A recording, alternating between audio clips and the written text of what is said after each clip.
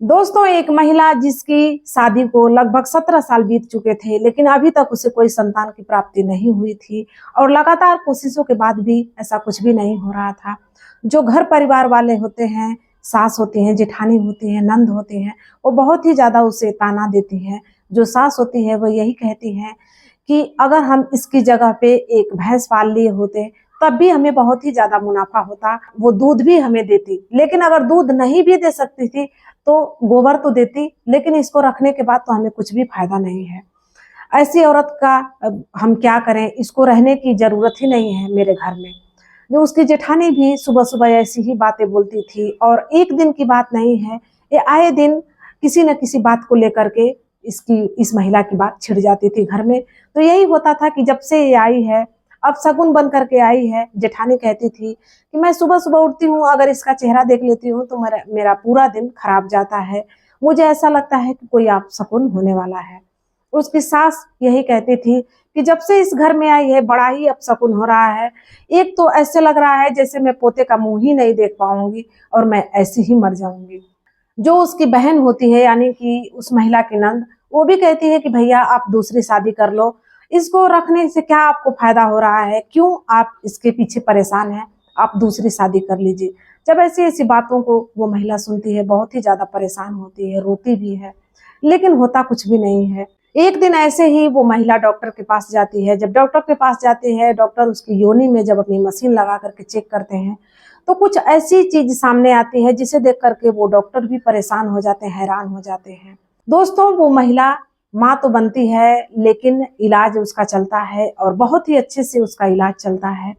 और ये उन महिलाओं के लिए ये वीडियो है, खास करके जो कि नवदंपति हैं और वो माँ और पिता नहीं बन पा रहे हैं, उनके लिए खासकर ये वीडियो है और बहुत ही प्रेरणादायक वीडियो है, बड़ी अच्छी सीख मिलने वाली है।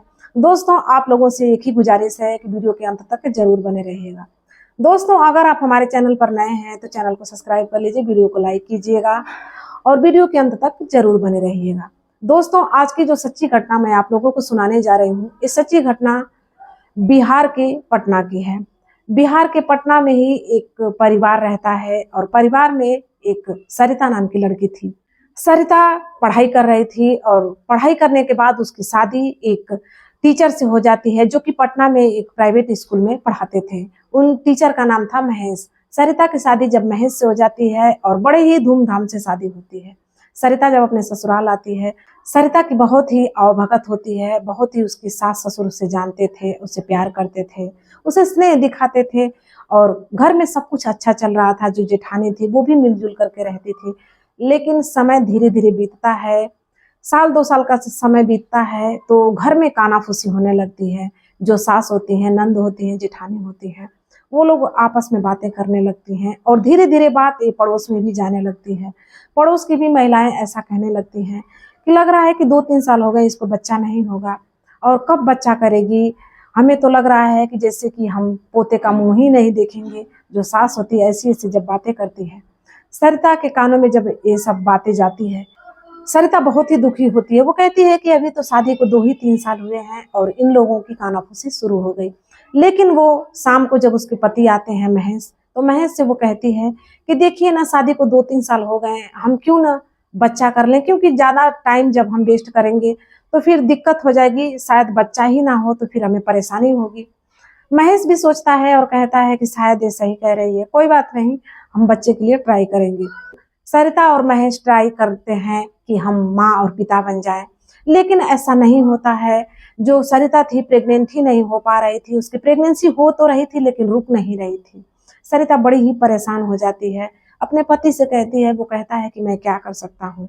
और ऐसा करते करते इन लोगों को 2 से 3 साल बीत जाते हैं।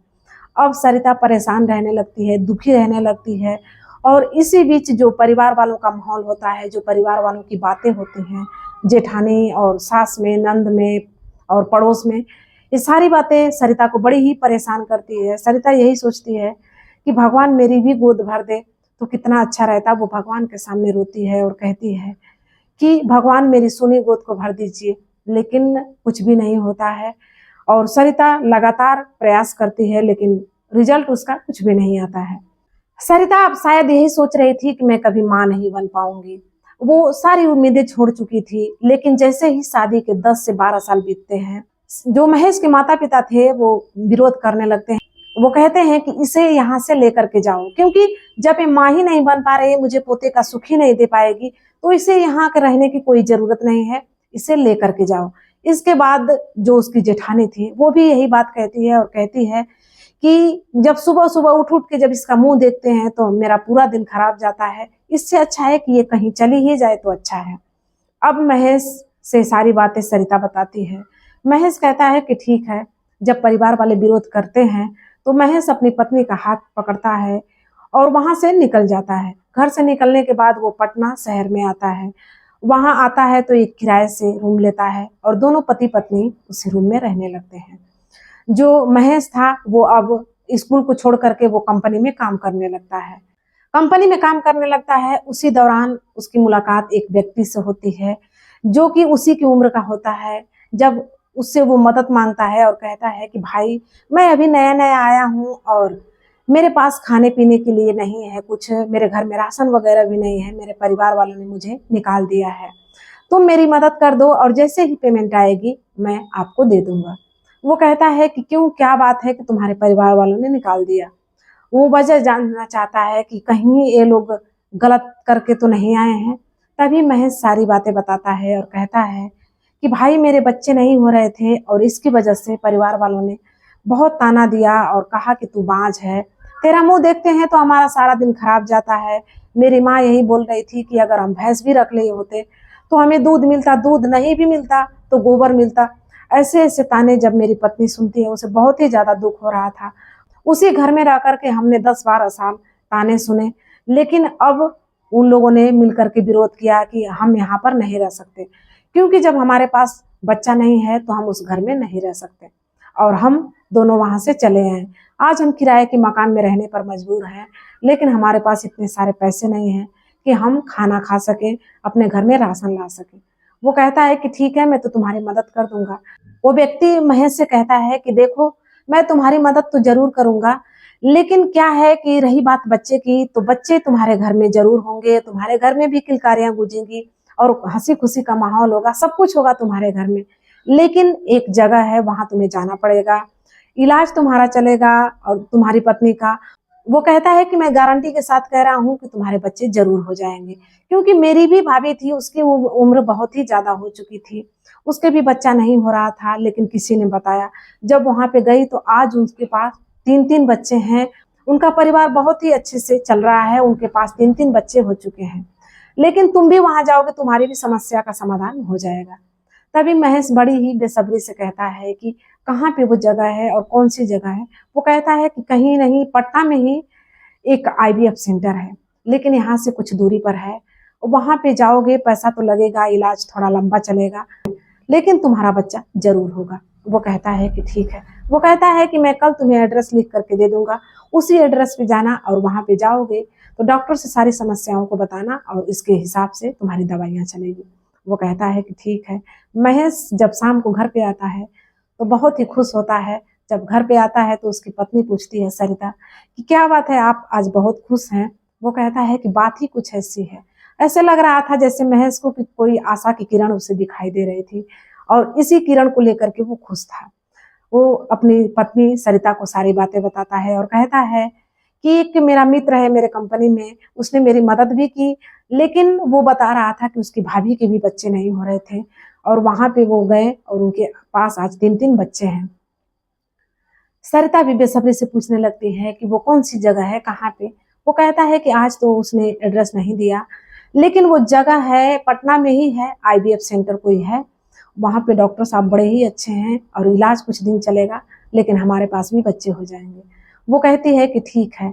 इसके बाद अगले दिन जब महेश कंपनी जाता है, उस व्यक्ति से वो एड्रेस लिखवा करके लेकर के आता है। जब आता है तो अगली सुबह सरिता और महेश दोनों तैयार होकर के उसी डॉक्टर के पास पहुंच जाते हैं, उसी एड्रेस पर।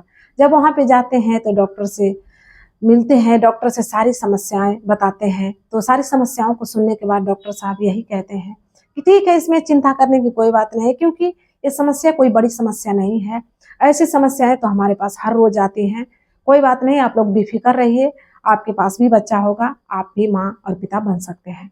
जब ऐसी बातें डॉक्टर साहब करते हैं, सरिता और महेश दोनों बड़े ही खुश होते हैं। सरिता का इलाज होता है, अल्ट्रासाउंड होता है, वो तरह तरह के उसके चेकअप होते हैं, टेस्ट होते हैं, और टेस्ट होने के बाद वहाँ से उनकी दवाइयाँ चलने लगती हैं, उनका इलाज शुरू हो जाता है और लगभग 6 महीने तक उनका इलाज होता है। 6 महीने के बाद महेश और सरिता फिर से डॉक्टर से मिलने के लिए जाते हैं। वहाँ जब जाते हैं तो डॉक्टर साहब उस सरिता को लेकर के अंदर जाते हैं, अपने केबिन में बुलाते हैं। जब केबिन में बुलाते हैं तो दोनों लोग ही होते हैं। वो कहते हैं कि देखिए, आप बहुत बड़ी आपके लिए सरप्राइज है, क्योंकि आप 3 महीने की प्रेग्नेंट है, आप माँ बनने वाली हैं। इतनी बात सुनती है सरिता, वो रोने लगती है और बाहर आकर के अपने पति को बताती है कि मैं 3 महीने की प्रेग्नेंट हूँ। इसके बाद तो दोनों पति पत्नी रोने लगते हैं, उस डॉक्टर के पैरों पर गिर जाते हैं। महेश और सरिता यही कहते हैं कि डॉक्टर साहब, आपने मेरी जिंदगी में रोशनी कर दी, क्योंकि मेरे पास तो मेरे बच्चे नहीं थे और इसकी वजह से हमने बहुत ही ताने सुने थे, और आज आपने वो करके दिखाया है जो कि भगवान शायद नहीं कर पाते। क्योंकि भगवान के सामने हमने तो बहुत रोया, लेकिन भगवान नहीं किए, लेकिन भगवान के रूप में आपने वो करके दिखा दिया और आप मेरे लिए भगवान हैं। इतना कहने के बाद दोनों पति पत्नी रोने लगते हैं और कहते हैं कि डॉक्टर साहब, आपका बहुत बहुत धन्यवाद।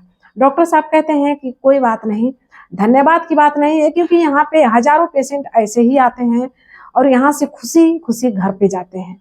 तो आप लोग आए थे और आप लोग क्यों निराश जाएंगे? आपके घर बहुत ही जल्द खुशियां आने वाली हैं। वो कहते हैं कि ठीक है। इसके बाद दोनों पति पत्नी खुशी खुशी घर लौट आते हैं। 6 महीने के बाद सरिता को दो दो बेटे पैदा होते हैं, जुड़वा। और जब सरिता बेहोश थी, कुछ देर के बाद जब सरिता होश में आती है तो उसे बताया जाता है कि आपके दो दो बच्चे पैदा हुए हैं, दोनों भी बेटा हैं। वो इतना सुनने के बाद रोने लगती है और कहती है कि भगवान ने मेरी सुन ली और जिंदगी की सारी खुशियां मुझे दे दी, मैं जो चाहती थी। लेकिन भगवान तो मेरे लिए, जो मेरे डॉक्टर साहब हैं, वही मेरे लिए भगवान है। इतना कहने के बाद सरिता कहती है कि मेरे बच्चों को दिखाइए। जब उसके बच्चों को उसे दिखाया जाता है, सरिता बहुत ही ज्यादा खुश होती है और उसके पति महेश को भी दिखाया जाता है, बताया जाता है।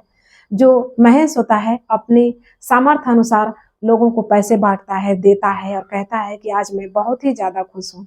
क्योंकि जो सरिता को लोग कह रहे थे कि भैंस पालना अच्छा है, लेकिन इस औरत को घर में रखना अच्छा नहीं है, आज उस औरत को उस डॉक्टर के जरिए दो दो बच्चे पैदा हो गए। दोस्तों, आईवीएफ सेंटर एक ऐसा जगह है कि जहाँ पे डॉक्टरों के हिसाब से वहाँ पे इलाज चलता है, लेकिन इलाज कुछ ऐसा होता है कि दोस्तों, आईवीएफ सेंटर जो पटना में है, वहाँ पर जो भी दंपति होते हैं जो कि निराश होते हैं, जिनको बच्चे नहीं हो रहे हैं, वो लोग वहाँ पे जाते हैं और बहुत ही अच्छा रिजल्ट मिलता है। क्योंकि वहाँ पे होता कुछ ऐसा है कि जो भी पुरुषों के स्पर्म होते हैं, स्पर्म को निकाला जाता है और महिलाओं की बॉडी में डाला जाता है। और महिलाओं की बॉडी में कुछ इस प्रकार डाला जाता है, जो कि आजकल की आधुनिक तकनीक होती है, और वो तकनीक बस सिरिंज के हिसाब से होता है। वहाँ पे इंजेक्शन के द्वारा ही काम किया जाता है, और जब स्पर्म महिला की बॉडी में पड़ जाता है तो बच्चा पेट में पलने लगता है और उसी हिसाब से बच्चा पैदा भी हो जाता है। और ऐसा सरिता के साथ भी हुआ। सरिता के घर में आज खुशियां ही खुशियां हैं। जो लोग उसका मुंह नहीं देखना चाहते थे, आज उसको बधाइयां दे रहे हैं और यही बात कह रहे हैं कि भगवान करे कि तुम्हारे घर में खुशियां हमेशा रहें। और उसको अपने घर भी ले जाना चाहती है। जो उसकी सास है, आज उसको बधाइयां दे रही है और कह रही है कि मैं तुमको घर पर ले जाना चाहती हूँ और वहीं पर बहुत बड़ा प्रोग्राम करूंगी, जो होता है छठी बरई में वहां पे मनाऊंगी, क्योंकि मेरा भी नाम रोशन होगा कि मेरी बहू को 17 साल बाद दो दो बच्चे पैदा हुए हैं।